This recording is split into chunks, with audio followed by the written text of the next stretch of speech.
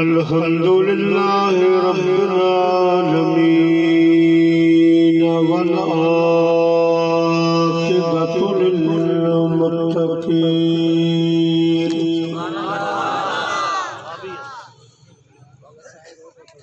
वस्सलातु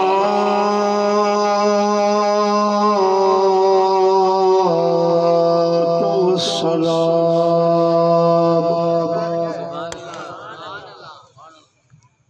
अला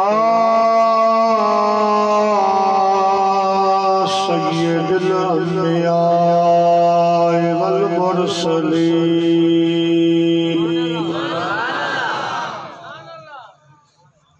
वला आलिहि व अज़वाजिहि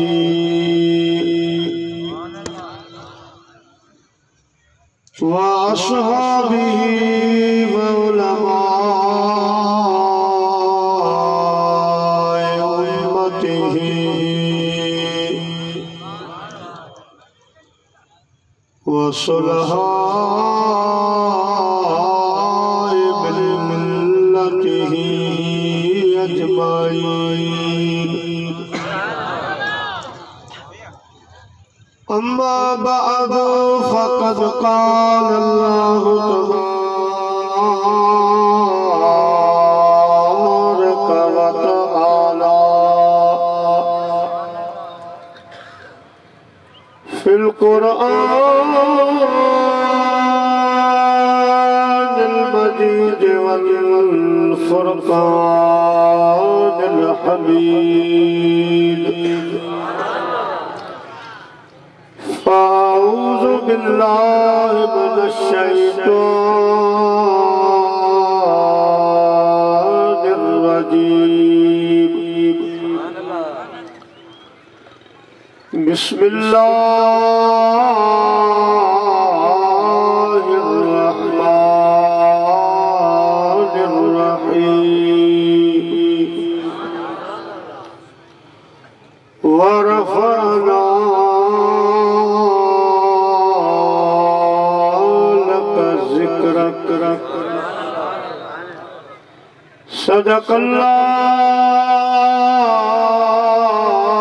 सदक़ल्लाहुल अलीयुल अज़ीम। व बल्लगना रसूलुहुल नबियुल करीम।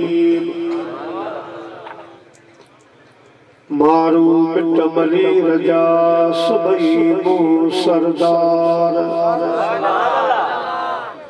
हशर वेले हिसाब में जॾहिं मुहिब थींदा मलदार उतलो वारा लख हज़ार पर मारू मजन हिकिड़ो जत सब जवान पर मर्द मजन हिकिड़ो शर्वेल हिसाब में पुनरींदो पहलवान पोइ छुटंदो सारो जहान आर्य जे एहसान से।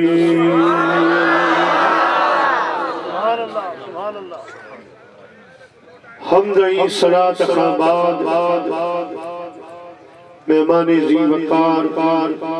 पीरे तरीक़त रहबरे शरीयत हज़रत क़िबला सईद पीर सैयद महफूज़ अली शाह बुखारी नईमी कादरी दामत बरकातुहुल आलिया काबिल सदर इज़्ज़त व एहतराम सदर महफिल जिगर गोशा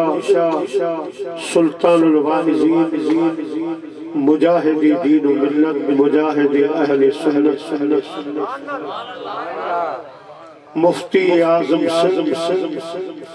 हजरत क़िबला साईं मुफ्ती अब्दुल रहीम सिकंदरी कादरी रहमतुल्लाह अलैह मुझी मुराद बरादर साईं मुफ्ती नूर नबी सिकंदरी दामत बरकातुल आलिया मोहतरम जनाब बरादर साईं मुफ्ती अल्लाह वरायो सिकंदरी जीद मजदहू स्टेज पे वेठल जी वकार उलमाए किराम हुफ़ाज़े किराम मुअज़्ज़िज़ मेहमानाने गिरामी ऐ मुझा प्यारा बुजुर्गो दोस्तो भाइरो जी तवा के मालूम असांजे मुजाहिद आले सुन्नत बिरादरम से मौलाना अता हुसैन मंगी साहब जिन पंहिंजी मरहुमा घरवारी रहमतुल्लाह ताला अलैहा जी याद में अॼु कोई बाबरकत प्रोग्राम मुनाकिद कयो जंहिंजो इश्तिहार ज़रिए मौजू रखियो वियो आहे मीलाद मुस्तफ़ा ऐं हज़रत बिलाल रज़ी अल्लाह ताला उन सां गॾु इंशाअल्लाह जेको रब चवरायो अवांजी ख़िदमत में अर्ज़ कंदुसि टाइम काफ़ी थी चुको आहे अवां जमात सगोरी जो लंगर अञा बाक़ी आहे इंशाअल्लाह मुख़्तसर टाइम में अवांजी ख़िदमत में जेके मूं कलिमात तिलावत कया उन्हनि जो तर्जुमो तशरीह अवांजी ख़िदमत में अर्ज़ कंदुसि अल्लाह से अवां सां गॾु असांजी हाज़िरी क़बूल मंज़ूर फरमाए बिनी जहानन के सरदार सल्लल्लाहु अलैहि वसल्लम जो फरमाने आली शाना तज़य्यनु मजालिसकुम बिस्सलाह मोमिनो मुसलमानो जॾहिं अहिड़ा प्रोग्राम कयो त उन्हनि खे मुंहिंजी सलवात सां सींगारे वेझो अचो त वॾा जवान नंढा सब गरजी अहिड़ी सलात मदीने जे साईं ॾे मोकिलियूं जेका सलात असां तव्हांजे अॼोके हिन बाबरकत प्रोग्राम जो सींगार बनी करो सल्लल्लाहु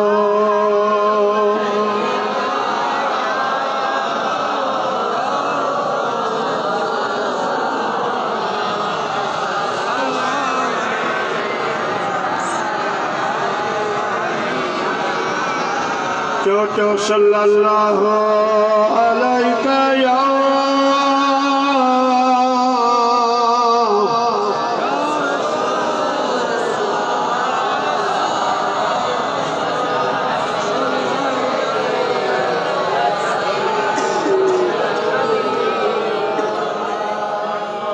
वरफाना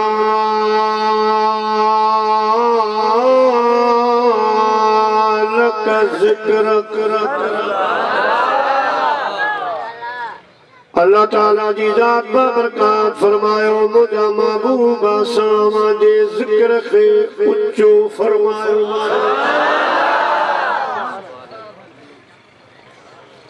उलमाए किराम फरमान था जने जिब्राइल अलैहिस्सलाम ही कलिमात खणी आयो अल्लाह जे पाक महबूब सल्लल्लाहु अलैहि वसल्लम फरमायो जिब्राइल मोटी वली मुझे करीम रब खां पुछिया त तव्हां जो महबूब तो अर्ज रखे त अवां मुझो जिक्र कीअं उच्चो कीअं बुलंद फरमायो अल्लाह पाक इरशाद फरमायो जिब्राइल मुझे हबीब खे चओ असां तुझे जिक्र खे ही बुलंद कयो जो मुझा महबूब जिक्र का जिक्री अवां जो जिक्र असां पंहिंजो जिक्र समझी वेठा आहियूं जेको तुझो जिक्र कंदो मां समझुसि त मुंहिंजो जिक्र वेठो करे तो सा मोहब्बत कंदो समझो मूसा मोहब्बत पियो करे तुझी तबाह कंदो जन मुझी तबाह पियो करे जेको तुझो गुलाम आ ऐ मुझा महबूब वो मुझो प्यारो बानो आ प्यारा महबूब एक सूरत ही आ ई सूरत ही आ सुनो हिकड़ो डी इंदो क़यामत जो डी जमे सब फना थी वेंदा कुछ बाकी कोन रहंदो अल्लाह अल्लाह जो आवाज बंद थी वेंदो ला इलाहा इल्लल्लाह जो आवाज बंद थी वेंदो नमाजी नजर कोन ईंदा सजदा नजर कोन ईंदा अल्लाह जो जिक्र बंद थी वेंदो मगर मुझा हबीब तो मुझो वाइदो आ इन्नल्लाह व मलाइकतहू युसल्लूना अलन नबी मां रब खे बकावा मां तहुंदस मुझा हबीब मां अवां ते सलात मोकले अवां जो जिक्र पियो हलाईंदस किए नंबर में मुझा हबीब असां अवां जो नालो रखियो आ मुहम्मद सल्लल्लाहु अलैहि वसल्लम सो नालो आ महमूद मां वरतल महमूद जी माना घणो सारायल पर मोहम्मद जी माना है जंहिंजी तारीफ़ खुटई तारीफ़ हुजे प्यारा मुझा महबूब सल्लल्लाहु अलैहि वसल्लम असां तव्हां जो जिक्र मलाइकन के घुराए उन्हनि जे सामूं बयान कंदा आहियूं नबियन जी महफिल में अवां जो जिक्र आ मुझा प्यारा हबीब करीम अल गर्ज़ तुझे जिक्र खे असां बुलंद फरमाए छॾियो आ यो बुलंद थींदो वेंदो जेको बुलंद कंदो उन्ही खे बि असां बुलंद कंदासीं जेको घटाइण जी कोशिश कंदो वो घटिजी वेंदो तबाह बर्बाद थी वेंदो उनजो नालो निशान कोन रहंदो उनजे कब्र जो नालो निशान कोन रहंदो मुझा हबीब तुझो जिक्र ॾींहुं ॾींहुं बुलंद बाला थींदो वेंदो मुझे गोठ जो शायर लहर मास्टर रहमतुल्लाह उनजो वॾो सुठो शायर मास्टर हो पर शायरी हुनजी इल्मी शायरी हुजे पान फरमाए तो सोहना शान तुझो शाही शरफ थियो सोहना शान तुझो शाही शरफ थियो गाए गाए थका न पूरो हरफ थियो सोहना शान तुझो प्यारा मुसलमान भाइरो लाज़मा अल्लाह जे हबीब अर्ज़ कयो मुझा पाक रब जिक्र त अवां जो वड्डो आ जिक्र अवां जो बुलंद आ करीम रब अल्हम्दुलिल्लाह रब्बिल आलमीन सबई तारीफ़ो बिनी जहान वारन जो अवां जेला यो सब्बिहु लिल्लाहि मा फिस समावाति वल अर्द ज़मीन और आसमान वारा सब तुझी तस्बीह बयान कन था तुझी तारीफ कन था हर शय तो के बानाए थी अल्लाह जो नबी मूसा कलीमुल्लाह हदीस पाक में अचे तो पान हिकड़े साह में 100 दफा चवंदा अल्लाह जल्ल जलाल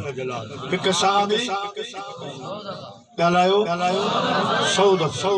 हींअर तजुर्बो न कजो वरी सुभाणे ॾिसो 100 दफ़ा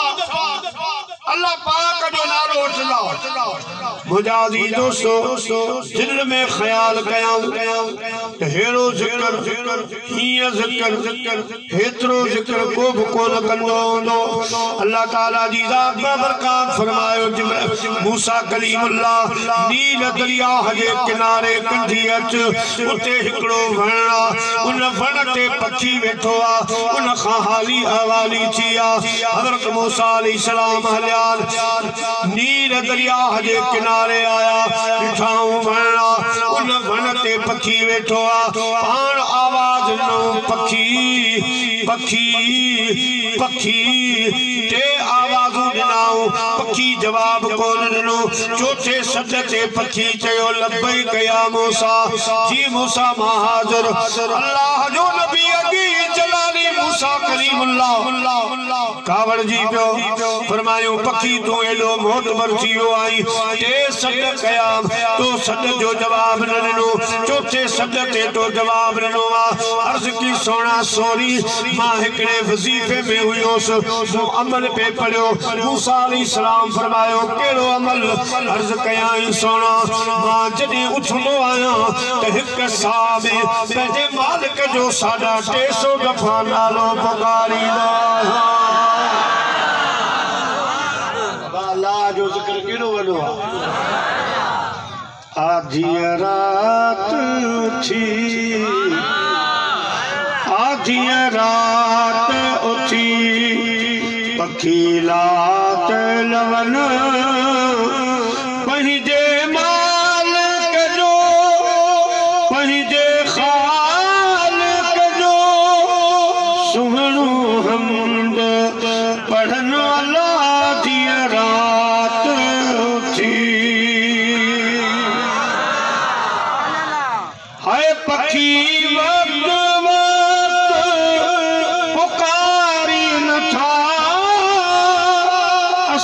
इंसानन के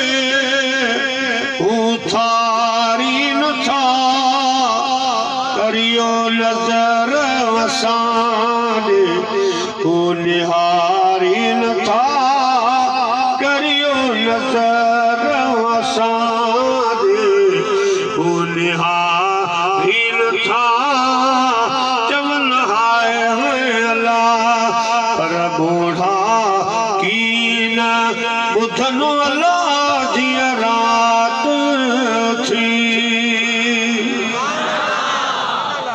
पखी वियन वनन में सुजाग सदा मिठी बोली असो कन ज़िक्र खुदा सुमन से जमचे कदे की न अदा वेठा विराग थियो सोच मंझ वणन अल्लाह थी रात थी सल्लल्लाहु अलैहि या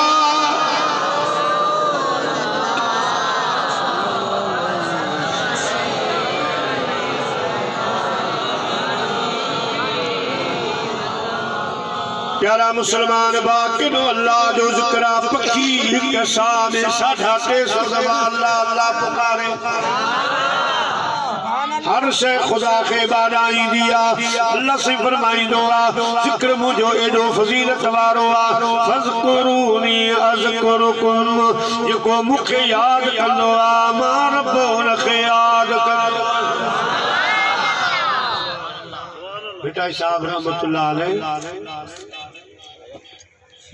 भिट वारी जी जड़ी जी पासे में नफल शुरू कयो जड़े सजदे में विया पान पयाऊं सुबहान रब्बी अलाला मथा आवाज आयो जी लतीफ जी से आवाज बुझी खुदा जी मोहब्बत में बसजे एतरे करजो हिकड़े सजदे में साईं जी मथा वारी वरी हज़रत शाह हबीब रहमतुल्लाह अलैह पैर खयो जने उठ पातो अगते पैर न लॻो धनार बीठा उन्हनि खां पुछा कयई धनारो जो ख़बर मुझो अब्दुल लतीफ हेॾां आयो अवां खे का ख़बर साईं असां खे ख़बर काने का पर हिकिड़ो जवान हो इन जाइ ते उन नफ़ल शुरू कयो सजदे में वियो कोई असां खे नज़र कोन आयो शायद इन वारीअ में हेठि ढकजी वियो आहे हज़रत शाह हबीब रहमतुल्लाह अलैह फरमायो लगी लगी वाह क्या अंग लड़ा मुझे लतीफ जा अंदरों आवाज आयो बाबा अञा पई पसा खणा पसण खातिर पुनल लगे वारी हटाए शाह साहब रहमतुल्लाह जो हथ वरतो बाबा साईं घर वठे हिते भी तरफ वारिन जे दड़न में तरफ कुछ हिते पंजे रब के याद कर जिक्र कर भेटाई घर आयो तो वरी रली पाए सुमी हाणे उची पाकल चियो सही शाह भी वठे तो भेटाई साहब के वठी त आयो ही पर हाणे उथण जो नालो कोन शाह साहब मथा जी बीठो फरमायूं सुता उठी जाग निंड न कजे एतरी ही सुल्तानी सुहाग निंडू कदे न मिलई पिटाई साहब रलिया मां जवाब नो बाबा तन तस्बीह मन मणियो दिल दंबूरो जल तजू से कल्ब जो वहदत सुर वजल वहदहु ला शरीक यो राग रगल ओ सुता मर सुहल निंद इबादत जल जी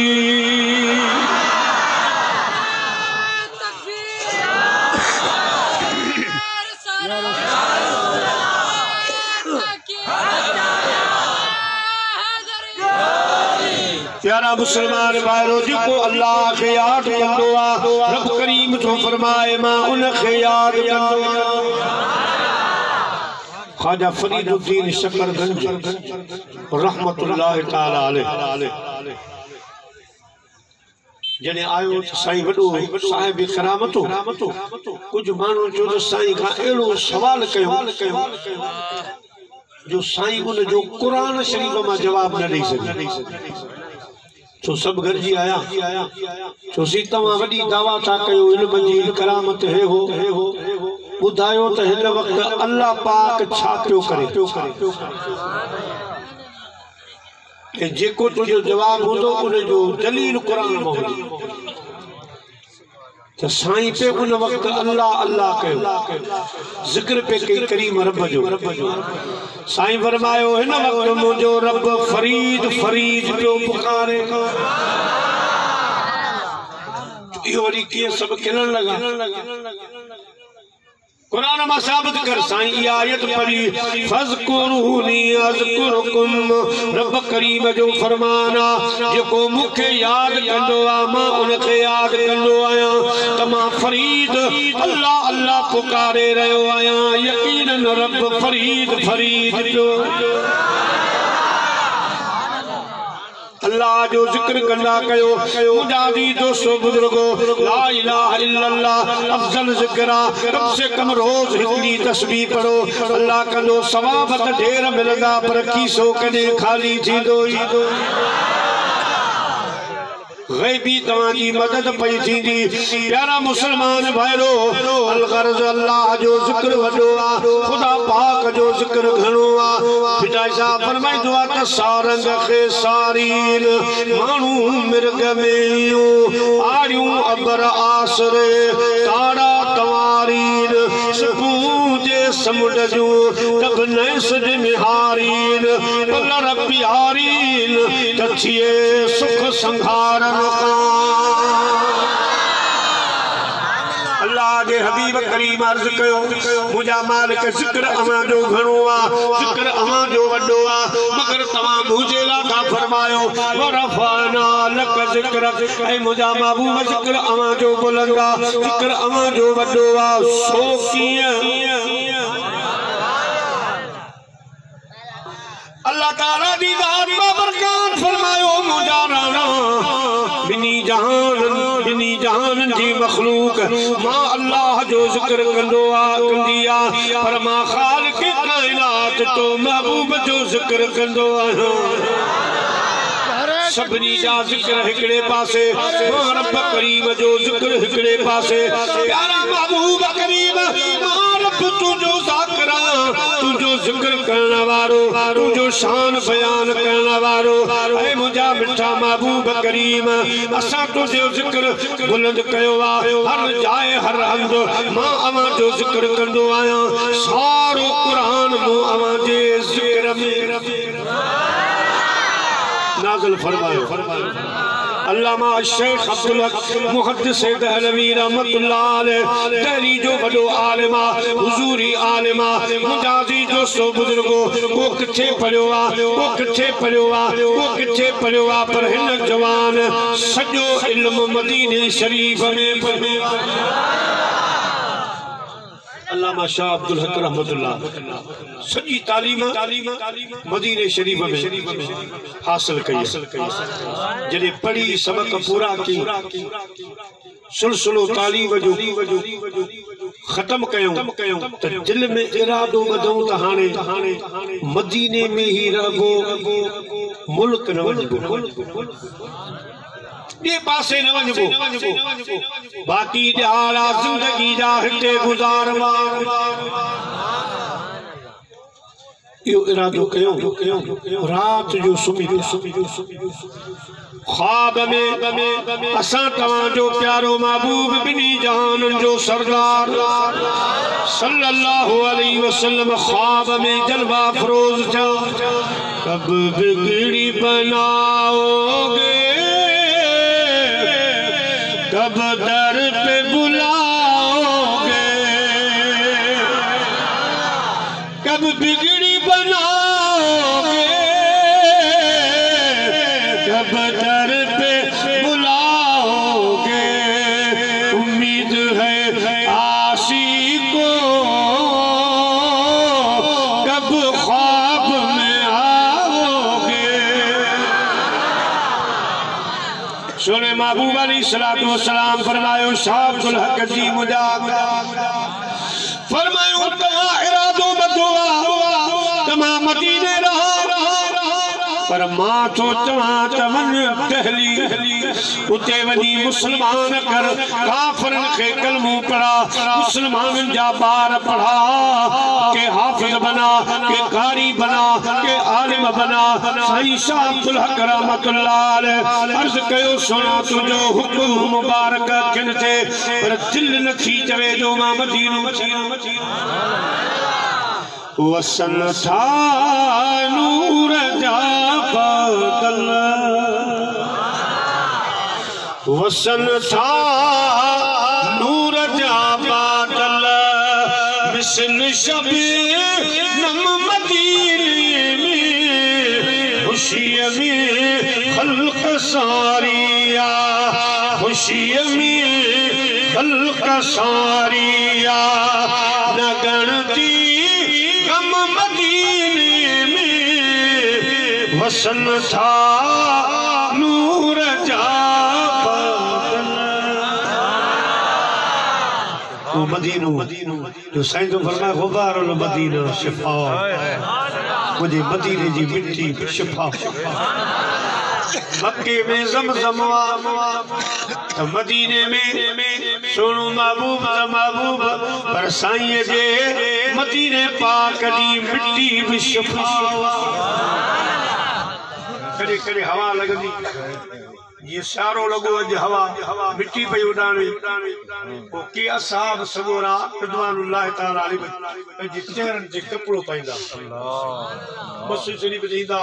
मिट्टी खां तो साईं करीम नाराजगी जो इजहार फरमाइंदा फरमाए तो इच्छा छा कयो कपड़ा हटायो मुझे मदीने जी मिट्टी जिते लगंदी उते तव्हांजो बीमारी खत्म मोमिनन के लगे दोज़ख जी बाहि हराम थी न हो आराम जिस बीमार को सारे जमाने से उठा ले जाए थोड़ी खाक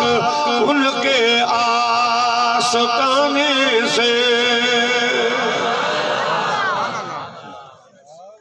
दोस्तों मक्के में ज़मज़म मदीने जी सजी खाक मुबारक शिफा मिट्टी पाक शिफा हाणे बर्तानिया वाला सोचो तो हे मुसलमान आपे ज़मज़म जे लाइ एॾो बेकरार अॼु 10 लीटर ॾींदा हाणे 5 क्या 5 वरी आशिक छा कंदा त नंढियूं नंढियूं बोतलूं ये भरे वरी सामान खट कन त इहे वरी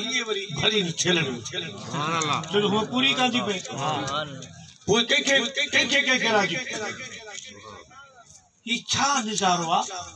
उन्हनि चेक कयो उन्हनि ॿुधायो हिन पाणीअ में जेके बि जरासीमन उहे बीमारनि खे खाइण पचण वारा हिकिड़ो बि जरासीम जीवड़ो हिन में बीमारी पैदा करण वारो कोन्हे अमेरिका वारनि पंहिंजी लेबोरेटरी में चेक करे ॿुधायो त अवां ठीक चयो आहे पर असांजी